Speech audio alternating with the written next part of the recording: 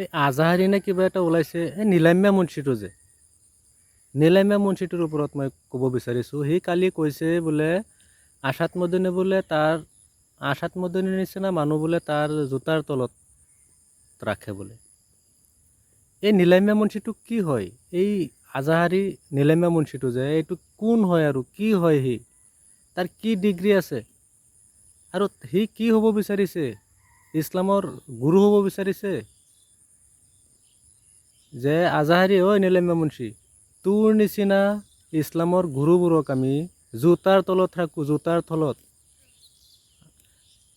আমি তোৰ নিচিনা নীলাম্যা মুন্সীক আমি ইছলাম ধৰ্মৰ যিমান মানুহ আছে অসমত বা গোটেই ভাৰতত বা ৱৰ্ল্ডত, সকলো তোৰ নিচিনা গুৰুক জোতাৰ তলত ৰাখে। তোৰ নিচিনা মানুহ জোতাৰ তলত ৰাখোঁ আমি। যি মুখত আহে কৈ নিদিবি, কাক কৈ আছো আৰু কি কৈ আছো ভাবি চিন্তা কৰি তাৰপিছত কথা কবি। চিধা চিধি কৈ দিছোঁ যে তোৰ নিচিনা এনেকুৱা ইছলামৰ যি গুৰু হ'ব বিচাৰিছে, এনেকুৱা গুৰুবোৰক আমি জোতাৰ তলত আৰু চেণ্ডেলৰ তলত ৰাখোঁ। ভাবি চিন্তা কৰি তাৰপিছত কথা কবি।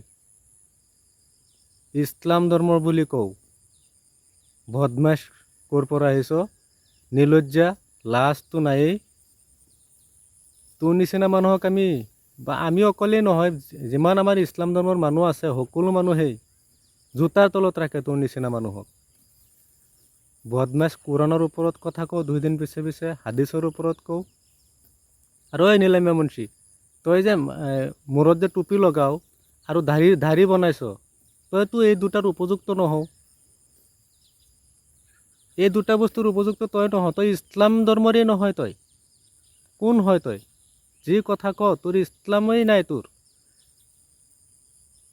আৰু গৰীয়া সমাজক কৈ আছোঁ, আপোনালোকে ইছলাম ধৰ্মৰ আমাৰ ভাই আৰু আপোনালোকক আমি সন্মান কৰোঁ। আমাৰ এটা অংগ আপোনালোকো। এইজনক আপোনালোকে বৰ্জন কৰক, এঘৰীয়া বনাই দিয়ক ইয়াক। আৰু ইয়াৰ কোনো অধিকাৰ নাই টুপি আৰু দাঢ়ি লগাই ঘূৰি ফুৰাৰ। ইয়াক য'তেই পায় ইয়াক ওলাব নিদিব আৰু কথা ক'ব নিদিব। ইয়াক কিহৰ গুৰু হৈ আছে সি? আৰে ভাই, কোনোবাই যদি ৰাজনীতিৰ কাৰণে যদি হিন্দু মুছলিম কৰি আছে, সেইটো কৰক, সেইটোত কোনো আপত্তি নাই, কাৰণ সিহঁতে নিজৰ স্বাৰ্থৰ কাৰণে কৈ আছে। তাৰ কি স্বাৰ্থ আছে? বদমাছ, নিলজ্জা। ইয়াক জোতা দি কোবাব লাগে, ইয়াক জোতা দি তাৰপিছত কোবাব লাগে। সি গুৰু হৈছে সি। তাৰ নিচিনা গুৰু হওক আমি কেয়াৰ নকৰোঁ। কৈ দিছোঁ, তাৰ নিচিনা গুৰু আমাৰ নালাগে। আৰু এইটো টুপি আৰু দাঢ়িৰ উপযুক্ত নহয়। এইটো ইছলাম ধৰ্মৰে নহয়। এইটো শ্বেয়াৰ কৰি দিব ভিডিঅ'টো।